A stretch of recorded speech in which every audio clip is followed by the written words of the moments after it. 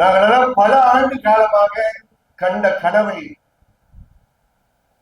RTE சட்டத்தை அமுலாக்க வேண்டும் என்ற அந்த கனவை நிஜமாக்குகின்ற ஒரு மிக முக்கியமான பணியை சுழன் ஐஏஎஸ் அவர்கள் நடத்தி இருக்கிறார்கள். உங்க கல்லூரியில உங்க பள்ளியில கக்கூஸ் கூட ஒழுங்கா இல்லாத காலத்துல குழந்தை கால் உடைந்து முறிந்து 18 நாள் ஆஸ்பத்திரியில் இருக்க வேண்டிய சூழல் ஏற்பட்டதே. நீங்க என்ன பாத்ரூம் இருக்கு பொய் சொல்றீங்கன்னா புது விசாரணை பிளாக் லெவல்ல நடந்தது. மதத்திற்கு அப்பாற்பட்டு செயல்படக்கூடிய ஒரு நண்பர் இருக்கார் என்றால் இந்த காலகட்டத்தில் இதெல்லாம் சில நண்பர்களை நேசிக்க வேண்டிய அவசியம் இருக்கு. காரணம் எல்லோரும் யாரை எந்த மதத்தை சார்ந்தவர்கள் என்றுதான் முதல்ல பார்க்கிறாங்க.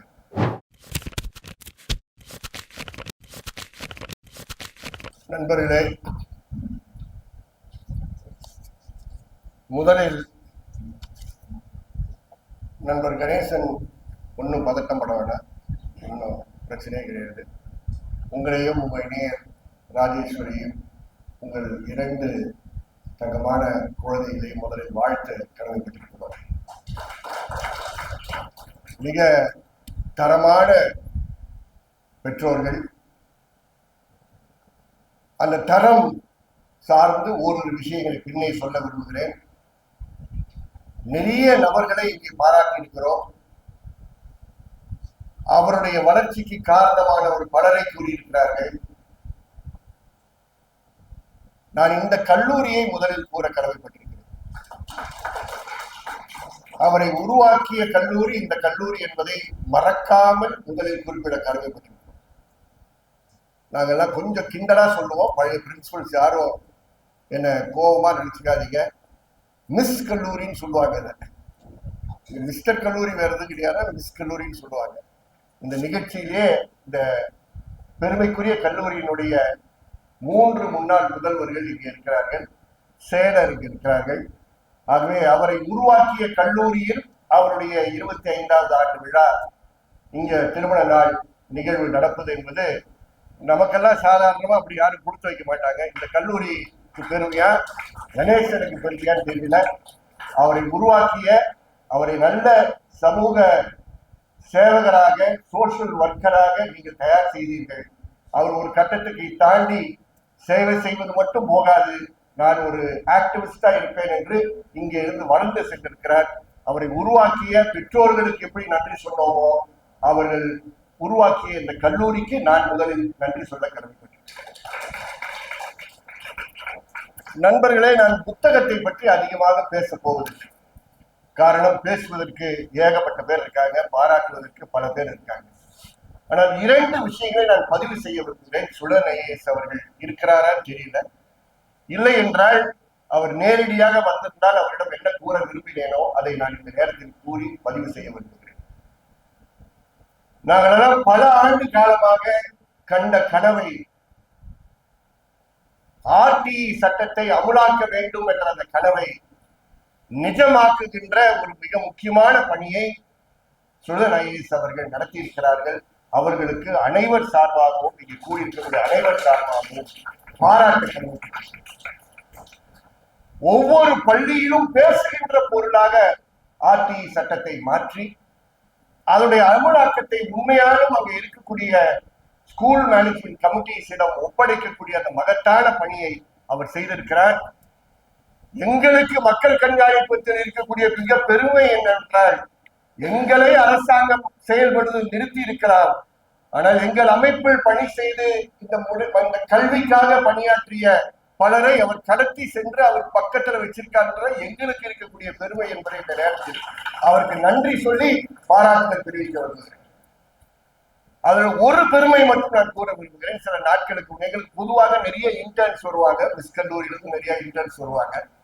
எனக்கு சமீபத்தில் கடைசியாக வந்த இன்டர்ன் பெயர் மறந்து போச்சு. ஒரு சகோதரி வந்தாங்க, கை நடுங்கி கொண்டே வந்தார்கள். எங்கம்மா படிக்கிறீங்கன்னு கேட்டதுக்கு, நான் நேஷனல் லா ஸ்கூல் திருச்சியில் படிக்கிறேன் என்று கூறினார். எங்கம்மா படிச்ச, நீங்க படித்த பள்ளி என்னன்னு கேட்டேன். அவர் நடத்தி கொண்டிருக்கக்கூடிய, நடப்பதற்கு பொறுப்பாக இருக்கக்கூடிய மாடல் ஸ்கூல் ராமநாதபுரத்தில் படித்த மாணவி நான் என்று கூறினார். ஒரு அரசாங்க மாடல் ஸ்கூல்ல படித்த ஒரு மாணவியை பயிற்சிக்கு அந்த கிளாட் எக்ஸாம், இந்த கல்லூரிக்கு போறதுக்கு கிளாட் எக்ஸாமுக்காக தயார் செய்து அந்த அரசு பள்ளியில் படித்த தமிழ் வழியில் படித்த அந்த மாணவியை திருச்சியில் இருக்கக்கூடிய நேஷனல் லா ஸ்கூலுக்கு அவர்கள் சேர்த்திருக்கிறார்கள் என்றால் அது ஒரு சின்ன உதாரணம், நான் கண்ணால் பார்த்த உதாரணம். அந்த மகத்தான பல உதாரணங்களை உருவாக்கி இருக்கிறது இந்த அரசினுடைய இந்த மாடல் ஸ்கூல். அதை வழி நடத்தி கொண்டிருக்கக்கூடிய ஐயா சிவன் அவர்களுக்கு என்னுடைய நன்றியும் பாராட்டுதலும் இந்த நேரத்தில் அனைவர் சார்பாகவும் நான் கூறுகிறேன். மிக சுருக்கமாக பேச வேண்டிய ஒரு சூழல், வெவ்வேறு காரணங்கள். ஒன்று சண்முகம் அங்கிருந்து சண்முகம் வளர்ச்சி பார்த்துட்டு இருக்காரு, இன்னொன்னு பசியின் காரணம். 3 முதல்வர்கள் பேசுறதுக்கு காத்துட்டு இருக்காங்க. அவங்க என்னென்ன உண்மைகள்லாம் வெளியே கொடுக்க போறாங்கன்றது தெரியல. அவங்க நிறைய உண்மைகள், கல்லூரியில் அவர் எப்படி இருந்தாருன்னு நாங்களும் தெரிஞ்சுக்கணும்ல, அவருடைய வாழ்க்கை எப்படி நடந்துக்கிறாருன்னா நம்ம ஜெயக்குமார் நிறைய சொல்லிட்டாரு. நான் 2-3 விஷயங்களை மட்டும் சொல்ல விரும்புகிறேன். இந்த புத்தகத்திற்கு என்னை பொறுத்தவரை தளமாக இருந்தது வசந்தி தேவி அவர்கள் 2011ஆம் ஆண்டு ஆர்டி சட்டம் வந்த பிறகு இந்த சட்டம் சார்ந்த ஒரு பொது விசாரணை நடத்த வேண்டும் என்று கூறியிருந்தார்கள். அந்த நேரத்தில் ராஜன் அவர்கள் மறக்க முடியாத ஒரு சம்பவமாக அந்த சம்பவம், அந்த அந்த நிகழ்வு இருக்கு. அதை தயார் செய்கின்ற முழு பொறுப்பு கணேசன் எடுத்துக்கொண்டார் என்பது எனக்கு நல்ல தெரியும். ஆர்டி சட்டத்துடைய முதல் பப்ளிக் ஹியரிங், அரசு அதிகாரிகள், கல்வித்துறை அதிகாரிகள் நடுங்கி கொண்டிருந்த நேரம். ஆர்டி நம்ம எல்லாம் பள்ளிக்கூடத்துல ஹெட் மாஸ்டர்ஸா இருக்கோம், டிஓஸா இருக்கோம், சிஓஸா இருக்கோம், சபிதா ஐஏஎஸ் வந்து செக்ரட்டரியா இருக்கக்கூடிய காலகட்டம். ஒரு பொது விசாரணை நடத்துறாங்க. ஆர்டி சட்டம், ஆர்டி சட்ட சம்பந்தமா பொது விசாரணை நடத்துவது கேள்விப்பட்டதில்லைன்னு சொல்லி நான் அந்த நேரத்தில் வெளிநாட்டுக்கு செல்ல வேண்டிய ஒரு அவசியம் ஏற்பட்டது. நான் அதை தயாரிப்பு பணியில் பங்கேற்பே செய்யவில்லை. திருப்பி வர என்னுடைய அறையில் ராஜன் அவர்கள் சாட்சியாக இருப்பார். சுமார் ஒரு 10 புத்தகங்கள், இவ்வளவு பெரிய புத்தகங்களை தயார் செய்து வச்சிருந்தார், எல்லா எவிடன்ஸோட. ஆர்டி சட்டத்தினுடைய மீறல்கள், அந்த ஆர்டி சட்டத்தினுடைய மீறல்கள் பொது விசாரணை லோயலா கல்லூரியில் ஆரம்பிச்சு எல்எல்ஏ பில்டிங்ல முடிந்தது. சாந்தா சின்ஹா என்சிபிசிஆருடைய சேர்பர்சன் அவருடைய தலைமையில் நடந்த முதல் பொது விசாரணை. அதில்தான் கல்வித்துறை சார்ந்தவர்களுக்கு நம்மையும் மற்றவர்கள் கேள்வி கேட்கக்கூடிய ஒரு வாய்ப்பு இருக்குப்பா இந்த சட்டத்தின் மூலமாக என்பதை புரிந்து கொண்டார்கள் என்பதற்கு எடுத்துக்காட்டு.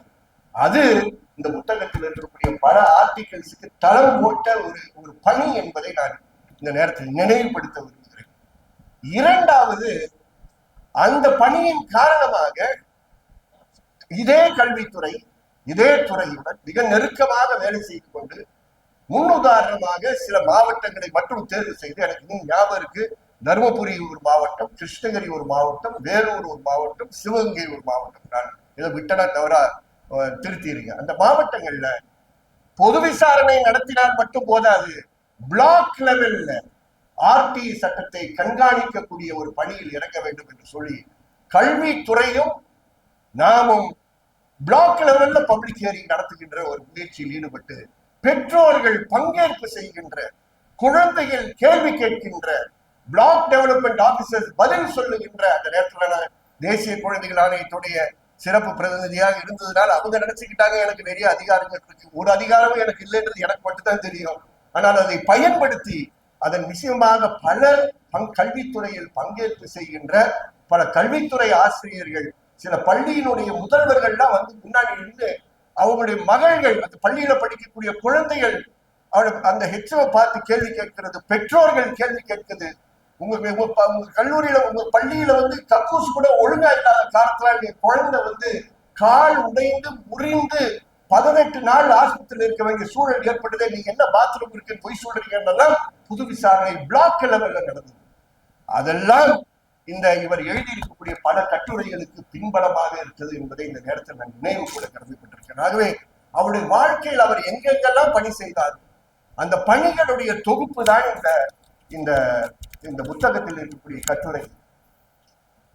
மிஸ் காலேஜ், நீங்க மிஸ் பண்ணது என்னன்னா, இப்போ சோசியல் ஒர்க்கர் மிஸ் பண்ணிட்டீங்க, இப்போ அவர் வழக்கறிஞரா மாறிட்டாரு.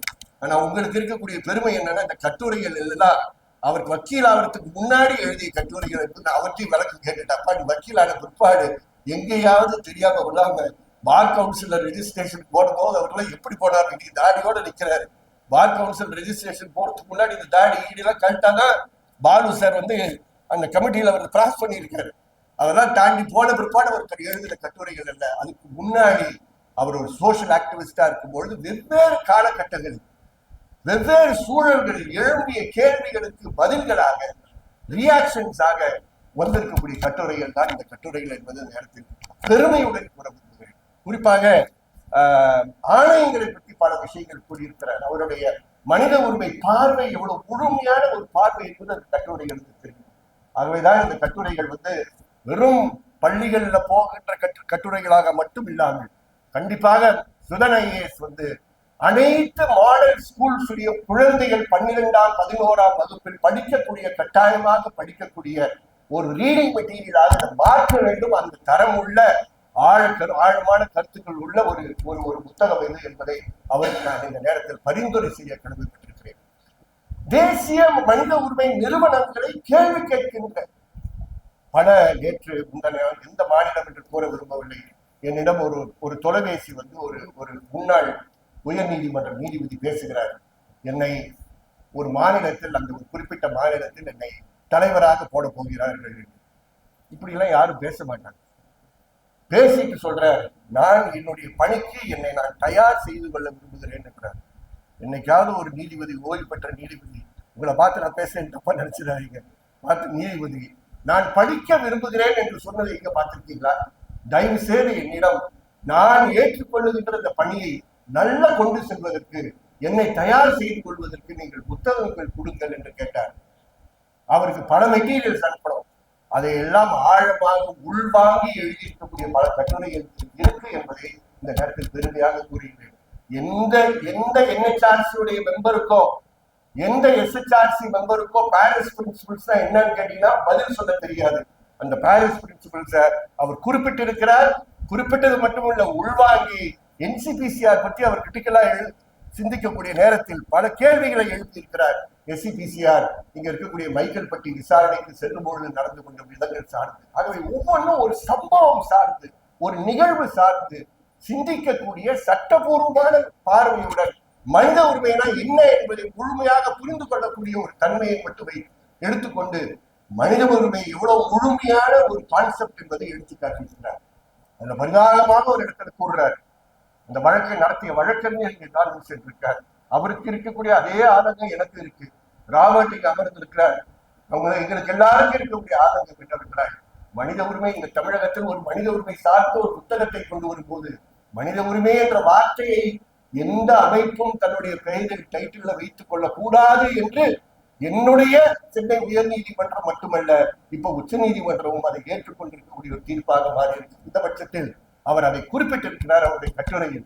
இது போன்ற ஒரு சூழல் தமிழகத்தில் இருக்கு என்பதை இதெல்லாம் கூறி இந்த புத்தகம் அனைவரும் வாசிக்கக்கூடிய ஒரு புத்தகமாக இருந்து கணேசன் தொடர்ந்து அவருடைய பணிகளில் வளர வேண்டும்.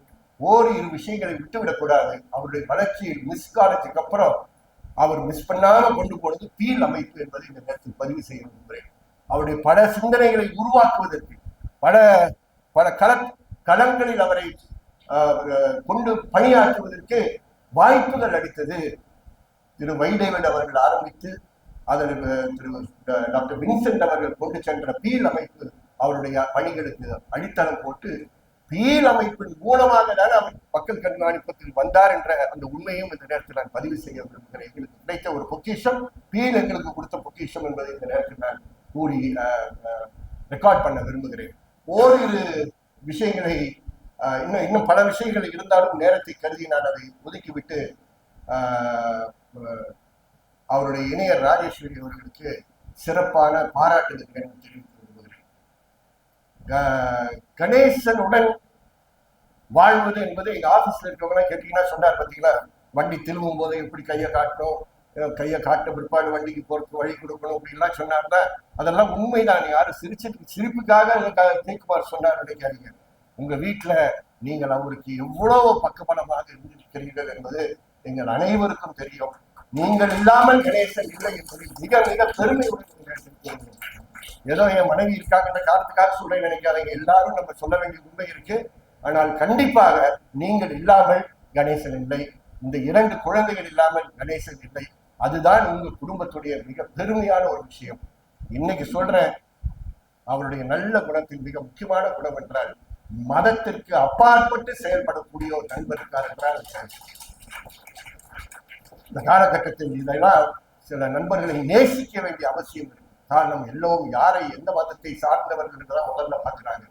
அவர் எந்த மதத்தை சார்ந்த மதத்தை தாண்டிதான் அவருடைய உறவுகள் எல்லாம் வைத்திருக்கிறார்கள். அதற்கு நன்றி. அது உங்கள் குடும்பத்திற்கு நன்றி.